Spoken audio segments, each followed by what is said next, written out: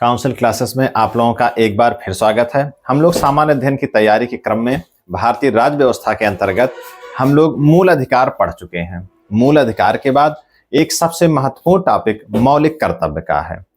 अगर संविधान को हम लोग पढ़ते हैं, राज्य व्यवस्था को हम लोग पढ़ते हैं, तो इसमें शुरू के 3 ऐसे टॉपिक हैं, जैसे मूल अधिकार, मौलिक कर्तव्य और उसी के बीच में क्या है, नीति निर्देशक तत्व। इन तीनों से बहुत ही महत्वपूर्ण प्रश्न आते हैं। तो हम लोगों ने मूल अधिकार को कर लिया है। हम लोग आज देखते हैं मौलिक कर्तव्यों के बारे में।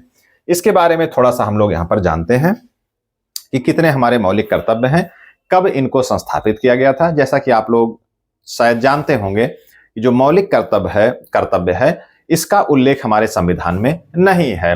ये संविधान संशोधन के द्वारा हमारे संविधान में समाहित किया गया है। तो 42वें संविधान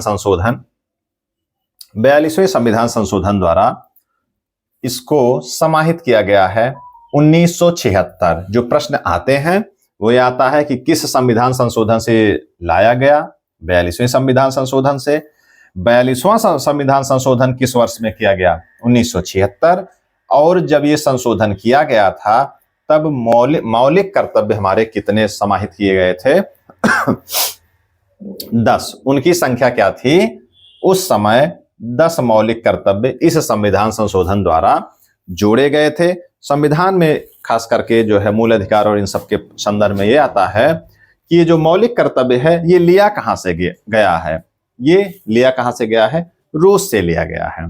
तो रूस से प्रेरित होकर के मौलिक कर्तव्य हमारे संविधान में जोड़े गए हैं। और लिया जाने वाला प्रश्न बार बार इसलिए पूछा जाता है कि क्योंकि जो हमारा संविधान है उसको कहा जाता है कि उधार का पिटारा है। मतलब कि इसको बहुत अच्छा बनाने की कोशिश में कई देशों से, कई जगहों से उठा करके जो भी उनकी अच्छी बातें हैं वो हमारे संविधान में मूल रूप से या संविधान संशोधन के द्वारा हमारे संविधान में जोड़ी गई है। तो मौलिक कर्तव्य जो जोड़े गए थे वो 10 जोड़े गए थे। कब जोड़े गए, 42वें संविधान संशोधन द्वारा सन 1976 में इसको जोड़ा गया। कहां से लिया गया, रूस से लिया गया था। और लिया गया था किसकी सिफारिश से, जब ये जोड़ने की योजना बनी थी तो सरदार स्वर्ण सिंह की एक समिति बनाई गई जिसमें सरदार स्वर्ण सिंह उसके अध्यक्ष थे और उनके साथ उसमें 12 सदस्य भी थे। ये भी कई बार प्रश्न पूछा गया है कि जो समिति बनी थी वो कितने लोगों की थी, वो 13 सदस्यीय समिति थी, एक अध्यक्ष और 12 सदस्य। तो इन्होंने कितने मौलिक कर्तव्यों को निर्देशित किया था कि कितने लोगों को कितने मौलिक कर्तव्य के बारे में इन्होंने कहा था। जो सिफारिश की थी वो इन्होंने कहा था प्रारंभिक तौर पे 8 मौलिक कर्तव्यों की इन्होंने सिफारिश की थी, जिसमें कर अदायगी का कर्तव्य एक महत्वपूर्ण रूप से इन्होंने सिफारिश किया था कि कर अदायगी का एक कर्तव्य नागरिकों का होना चाहिए। इन 8 में से इसको भी इन्होंने कहा था, लेकिन इसको तत्कालीन सरकार ने इस सिफारिश को नहीं माना था और कुछ अपने तरफ से ऐड करके उस समय 10 मौलिक कर्तव्य लागू किए गए, शामिल किए गए। अब यहीं पर हम लोग जान लें मौलिक कर्तव्य जिसको फंडामेंटल ड्यूटी कहते हैं और इसको आचार आदेश भी कहते हैं। कैसा आदेश, आचार आदेश। मतलब ये आदेश तो है लेकिन दंडनीय नहीं है। आचार आदेश मतलब एक आचार संहिता होती है कि ये होना चाहिए, ऐसा होना चाहिए, ऐसा होना ही नहीं चाहिए, मतलब इसे करना ही पड़ेगा ऐसा नहीं है, ये होना चाहिए। ये सदाचार का विषय है। मूल संविधान में इसका वर्णन नहीं है। फंडामेंटल ड्यूटी, डीपीएसपी मतलब मौलिक कर्तव्य, और जो नीति निर्देशक तत्व हैं ये दोनों स्वेच्छा पर हैं, आपकी स्वेच्छा पर हैं। ये किसके लिए है, ये नागरिकों के लिए है। मतलब एक प्रकार से देखा जाए तो ये नागरिकों के खिलाफ है, मतलब इसको नागरिकों को पालन करना चाहिए। और जो मूल अधिकार की बात हम लोग करते हैं वो राज्य के खिलाफ है कि उसको राज्य को पालन करना जरूरी है। तो ये जो है दंडनीय नहीं है, ये आपकी स्वेच्छा पर है कि ये नागरिकों को इसका कर्तव्य का इसका पालन करना चाहिए। तो ये सारी बातें मौलिक कर्तव्य में हैं। और उसका कारण क्या है कि अपने देश को, अपने समाज को बेहतर कैसे बनाया जाए, आप नागरिकों के ऊपर ये कर्तव्य थोपे गए हैं या डाले गए हैं, इसकी सिफारिश की गई है। हालांकि अभी तक ये दंडनीय नहीं है, इसको आपको स्वेच्छा पर आधारित है। तो ये सारी बातें मौलिक कर्तव्य के रूप में हम लोग देखते हैं। ये तो स्थिति रही आज से पहले की। वर्तमान में मौलिक कर्तव्यों की क्या स्थिति है, उनमें थोड़ा सा बदलाव है। अगर मौलिक कर्तव्यों को देखें तो संविधान के भाग 4 में आर्टिकल 51 का, अनुच्छेद 51 का में इसको शामिल किया गया है।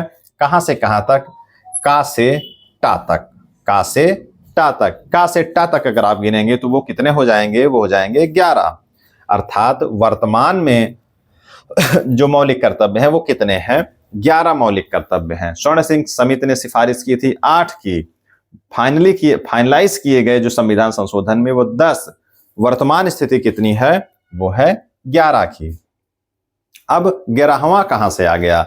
तो जो 11वां है 51 का से टा तक, 51 का जो टा है इसके तहत 86वें संविधान संशोधन 2002 के द्वारा ये 11वां मौलिक कर्तव्य जोड़ा गया।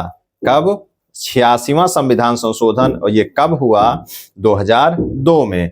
इसमें शामिल क्या किया गया? शिक्षा का अवसर, मतलब 6 वर्ष से लेकर के 14 वर्ष तक के बच्चों को शिक्षा का अवसर दिया जाना चाहिए। किससे कहा गया? उनके माता पिता से, उनके संरक्षकों से कहा गया कि आपको देना चाहिए अपने बच्चों को, 6 से 14 वर्ष के बच्चों को शिक्षा का अवसर आपको देना चाहिए। अभी देना पड़ेगा नहीं है। तो आइए हम लोग थोड़ा सा क्रम से एक बार उसको देख लेते हैं कि जो 11 एक मौलिक कर्तव्य हैं वो हैं कौन कौन से। अगर हम लोग नंबर 1 की बात करते हैं तो जो पहला है वो संविधान का पालन। ये हमको पहला जो मौलिक कर्तव्य है नागरिकों का वो क्या है? संविधान का पालन हो, राष्ट्रध्वज का सम्मान किया जाए, राष्ट्रगान का सम्मान किया जाए, और जो हमारे आदर्श हैं, जो देश के आदर्श हैं, संविधान के आदर्श हैं, उनका हम लोग पालन करें। और दूसरा है स्वतंत्रता के राष्ट्रीय आंदोलन व उच्च आदर्शों का पालन। भारत की जो आजादी लड़ी गई, जो उसका स्वतंत्रता संग्राम, जो संघर्ष किया गया, उसके जो आदर्श हैं उसका हम लोग पालन करें, उसको अपने दिल में संजोए रहें हम लोग। और नंबर 3 है भारत की प्रभुता, एकता, अखंडता की रक्षा करें। अपने देश के लिए हम लोग जो है उसको क्या करें? जो प्रभुता है, इसकी संप्रभुता है, एकता है, अखंडता है, उसकी रक्षा करें और उसको हम लोग अक्षुण्ण रखें।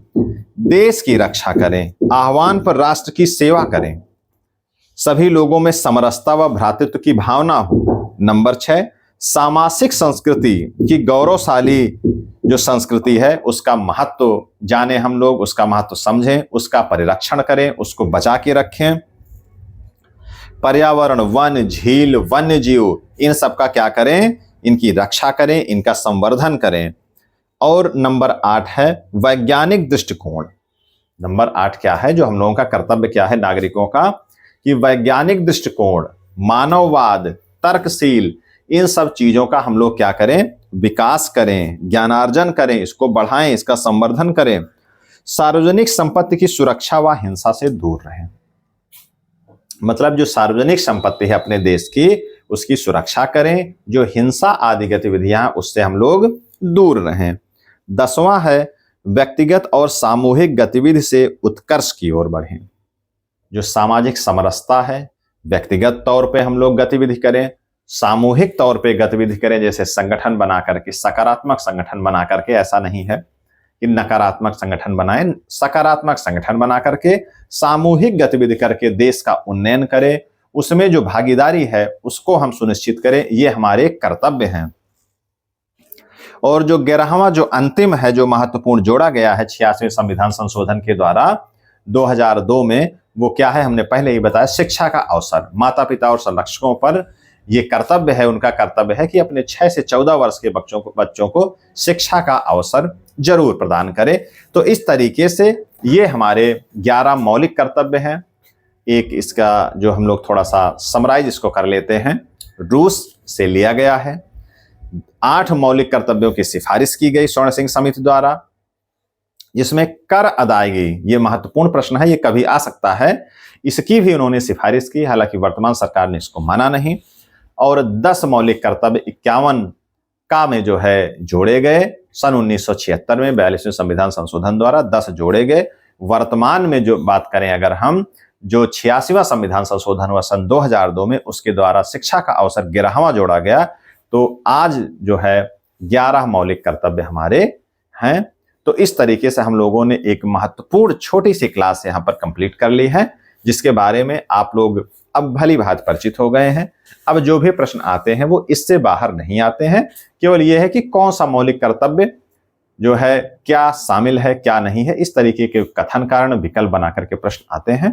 तो मौलिक कर्तव्यों से लेकर के आज की क्लास हम लोगों की यहीं पर समाप्त होती है। मिलते हैं हम लोग राज्य व्यवस्था के या इससे भी जो अच्छा टॉपिक होगा, जो भी नए नए टॉपिक होंगे उस पर हम लोग आगे चर्चा करेंगे। फिर मिलेंगे नेक्स्ट क्लास में।